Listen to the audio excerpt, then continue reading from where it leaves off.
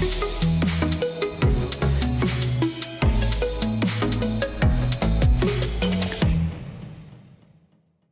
everyone, this is Steven Jiang, and welcome to the podcast New Era, New TA. And we're bringing more and more people to this podcast to share their deep thoughts. And today we are honored to have Jason Roberts, my friend, and to join us. Jason, how about you give a brief introduction about yourself? Yeah, sure. Hi, everybody. Jason Roberts. I'm responsible for technology and analytics for Cielo Talent. Cielo is a talent acquisition partner. So we do consulting work. We bring technology, and a lot of our work is in recruitment process outsourcing. So as you might imagine, we use a lot of Hire Easy. Yes, absolutely. Yeah. And one fun fact, you and I also live very close to each other, 7 minutes, right? Something like that. I think you're 3 miles from me. That's right. Yeah. 6 minutes and 30 seconds. Oh, is that what it is? You timed it. Perfect. Okay. And this is a very special time, in my opinion, for talent acquisition and for recruiting industry. A lot of chance, right? So, I think the recruiting and the labor market, the landscape has a shift. Okay, Yeah. and because of many factors, right, and including the macroeconomic factors and the geopolitical reasons, and also the some industries downturn, and also the AI advancements, right, and also the candidates' experience and hiring managers' expectation, and all put together, we are seeing crazy time now. Yeah. So, and that's why we call it a new era for TA. Okay. I think you're right. The new era is sort of defined by less churn in the market, I think, primarily. So economic growth, if you look at GDP growth for the US, it's tracking right along the way that it's supposed to. And so growth in jobs tracks about the same. But what we don't have right now is we don't have a lot of the jobs that are being exited, backfilled. The job hopping has slowed down. I think we came out of the Great Resignation, and people are like, I'm pretty good here. They locked in, and usually people stay in a job for how long? About 2 years. Great Resignation was over about 2 years ago. So we haven't seen a lot of churn in the market. And the churn actually picked up. The churn numbers, if you look at the JOLTS reports, the last 2 months, churn was up. So the churn stat increased over the last 2 months sequentially. Oh, that's a good sign. Yeah, it's a good sign.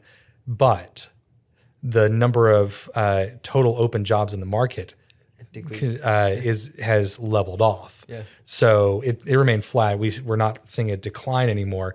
The best numbers that you can look at are Indeed's numbers. They have the hiringlab.org, and they give you all this data. So you can see how many of those jobs are opening. And we flattened out. So I think the market has stabilized, but we haven't seen a climb out yet from all of that. But what that means is with unemployment creeping up at the same time. So we were sitting at 3.7% unemployment for a long time. And towards the end of last year, it started increasing, and now we're at 4.2% unemployment, if I'm not mistaken. So we saw that increase. So we have the same number of jobs, more unemployed people. So that means there are more people fighting for the same jobs. So now when people apply for jobs, people are saying, and there's the stats are saying, 200 applications in order to get hired. Wow. So for a person. And then if you look at places where people have applied for jobs, if you go to the places where they show you how many people have applied, when you go to apply, you'll very regularly see 200 people, 250 people have applied for this job. So there's a ton of noise in the system, and people are applying for things they're totally not qualified for. So job applications have become messy as we've gone on. And probably some of them created by AI as well. 100%. So that's the number one question that the leaders that I work with asked when I said, what technology should we have? Should we add? Should we build? And they said, I want to know when a resume was written by AI.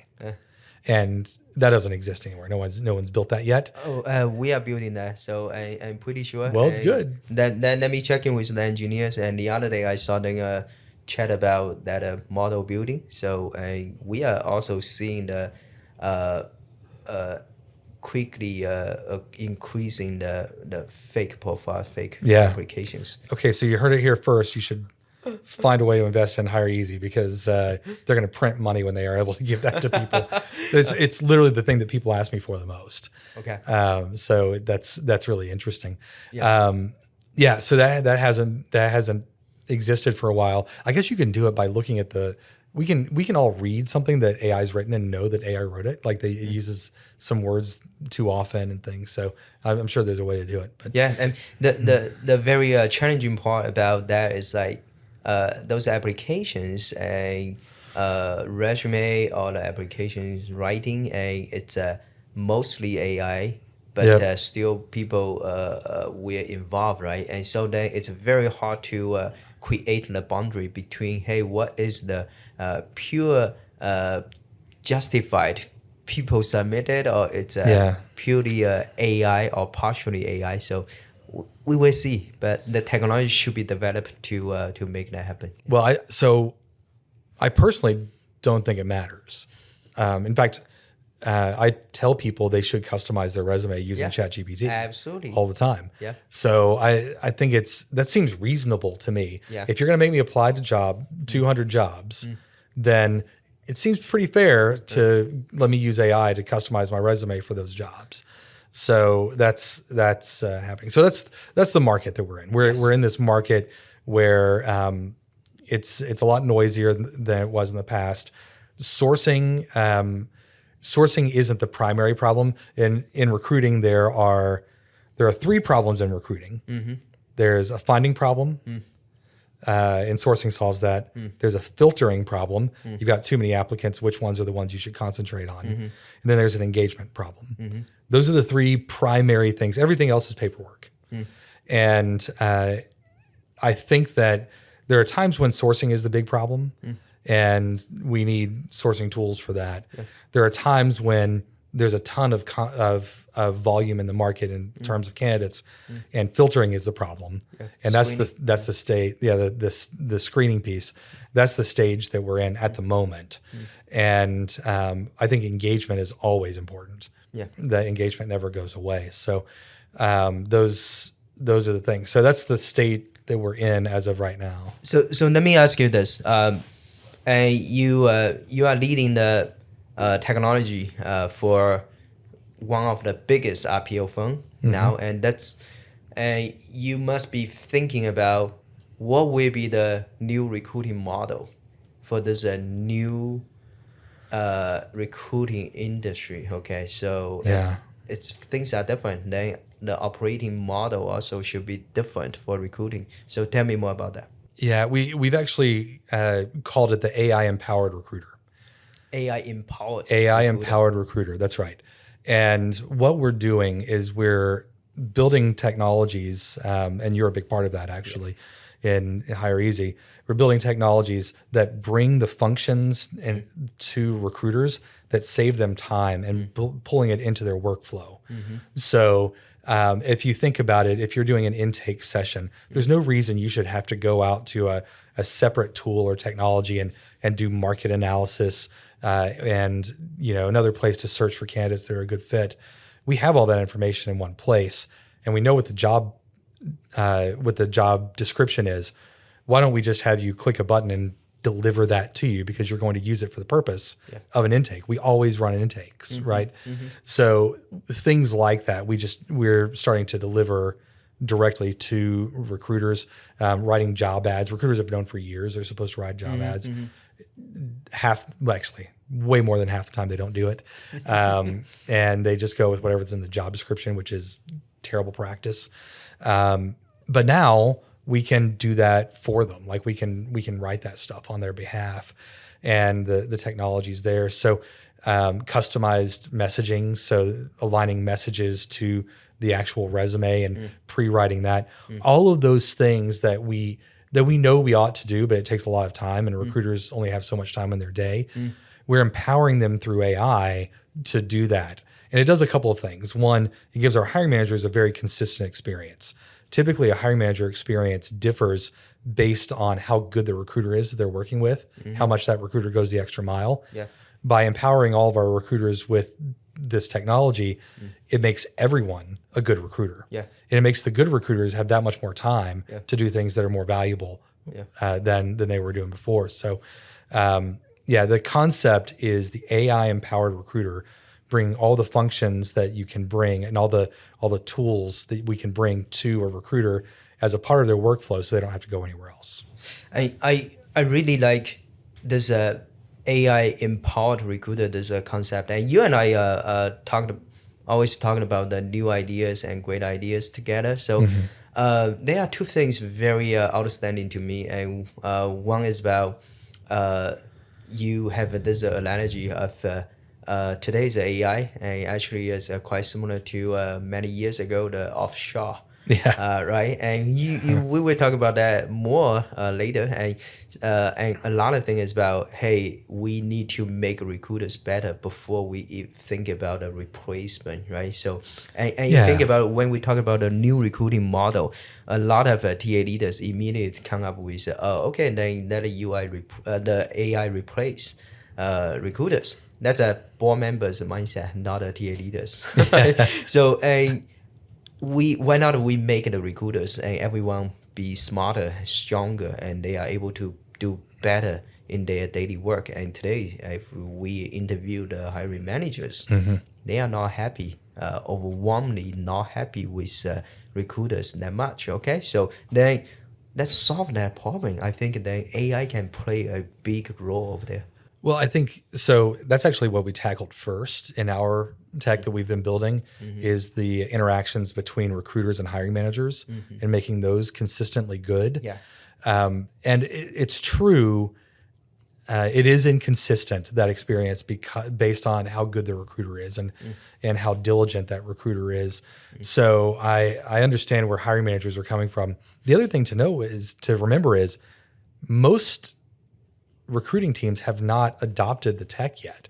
So we're not in a place where hiring managers have even seen the value add. We're pretty early in some of this stuff, and we're just now deploying this stuff right now. So all of our recruiters will have it. We're deploying throughout all of our existing programs right now. So all of our recruiters will have it by the end of this year. But it's just right now. Yeah, right now we're doing it. So hiring managers, as they get it, they'll start to feel that improvement that happens day after day. So it's coming. I think there's a lot of hype. We're pretty high in the hype cycle for AI. I've seen a lot of people try to solve the exact same problems in AI up to this point, but hopefully we'll start to see some of the value come out of the back end of this as time goes on. You are moving first, or you are seeing a lot of other TA leaders, and they have been doing this as well. And somehow I feel you folks are very decisive, and you might be one of the first movers. Yeah, I think so. Cielo has a reputation of being an early adopter on technologies, and we're typically on the forefront when it comes to that. So if you want to be sort of leading edge, if that's a priority for you as a company, then we would be probably the choice that you would have. So that's one of our differentiators among a bunch of other things. So I'm feeling pretty happy with where we are. And listen, this is moving faster than any technology I've seen. AI is being implemented faster than anything else I've seen. HR is a laggard in the process. I remember the first time I saw a chatbot. It was Olivia before it was even called Paradox. Very first time I saw it, and I saw it. And I was at HR Tech, and it was like, text here to schedule an interview and apply for a job and all that. And I was like, this is going to change everything. The whole world is different after this. Nope, not that different. But they're just now seeing penetration, and that was 6 or 7 years ago now. The first time I saw it. So just think of how slow that actually took. Well, now we've got Gen AI coming in. And the general philosophy, the belief of CEOs, McKinsey just had a study that said 47% of CEOs think that generative AI is rolling out too slowly in their organizations. I feel like it's super fast right now, and they all think it's too slow. So back to the thing that you were talking about, the offshoring. What this reminds me of is when we were starting to move work offshore, and CEOs would put pressure on CHROs and say, "Hey, how much can you save me by moving this offshore?" Nobody moves stuff offshore just because it was fun.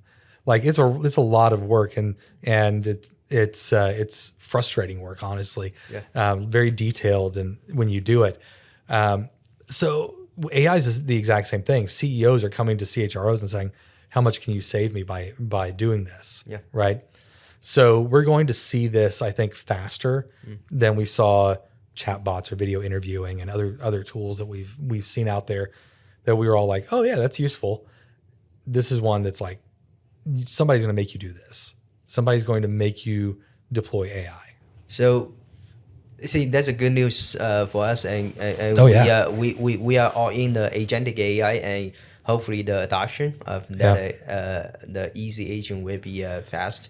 So, and you mentioned starting from the beginning of this year, and you started this big initiative of pushing recruiters into your AI technology. Now you are in this very exciting project, right? What's the biggest hurdle of this transformation? Aligning the data is the hardest part for me, because I'm aligning data from, over 100 companies, and the AI, the data feeds the AI. That's how we get information. So getting all of the data in and in the right place and doing the right things is the hardest part. And there's new pieces of data that we haven't been pulling before that we think would be helpful in this. And then some new things that we haven't tapped into before. Like we can all do transcripts of our calls now. Like all of us have that in our just basic tool set with Teams or Zoom or whatever. But being able to take a transcript from your phone interview, just drop that into the candidate's record and have all of your summaries of the candidates, the pros and cons on how good of a fit they are, recommended next interview questions, have all of that generate based on not only the resume, but also every conversation you've ever had with that person in the transcripts.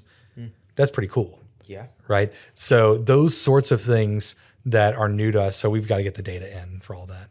That's exciting, and also very exciting to our team as well. So we want to also help you handle this talent data cloud smartly and safely. So okay. So we talked about transformation, and you are also very technical, and I often saw that you play and create the new stuff by yourself, right? I do. So,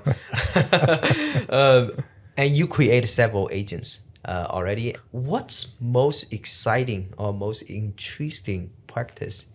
Oh, there's some new stuff. So let me step back for the people listening that may not know about agentic, because not everybody does yet. Agentic is the word that will be the most annoying word for you by the end of this year. Everyone's going to talk about agentic. It's like the new big data, the new cloud. Everybody has to talk about these things. What it is with ChatGPT, generative AI, you ask it a question and it gives you an answer based on that question, or you give it a prompt and it responds based on that prompt. And it's doing some work in order to decide what the best way to respond to that is, and it gives you those answers. With agentic, what that thing is doing is you're giving it a goal and some tools, and it goes and achieves that goal. It has to figure out, how do I best achieve the goal that I need to achieve based on the tools that I have, right? So the most exciting thing just got released by OpenAI. Anthropic had it a little bit before, but OpenAI just released a new set of tools for the agents. And there's a web search tool. So agents can go search the internet for information. And there's an operator tool. So the agents can do work on a website, things like you could create an agent that just says, schedule me a trip to Bali. And it can search for the best price on the trip and book that trip for you just without you having to do anything else because you've given it the tools to search for the internet and work with that website in order to operate as if it's you. And it will give you prompts if it needs to log in or if you need to put in a credit card or whatever. It prompts you back for those things, which is pretty extraordinary. And those are brand new. Those are like a couple of weeks old.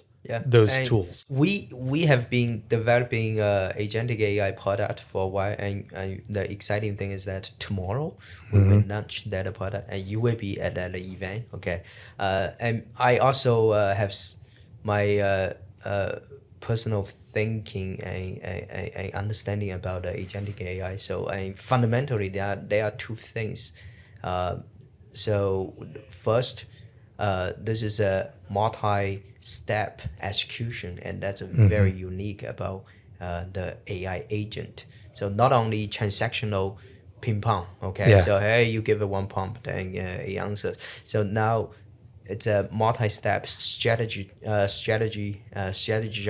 and then also execute, right? And that is very fundamental for the agentic AI tool. And the other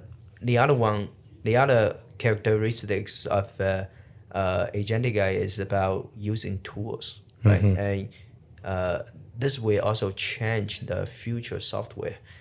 Think about today, the bottleneck of creating a big software is about the user adoption and the UI UX. Okay, so hey, there's features if you create and nobody can find it, use it, and then it will be deprioritized. But in the future, the software can be huge. There's no scalability issue anymore.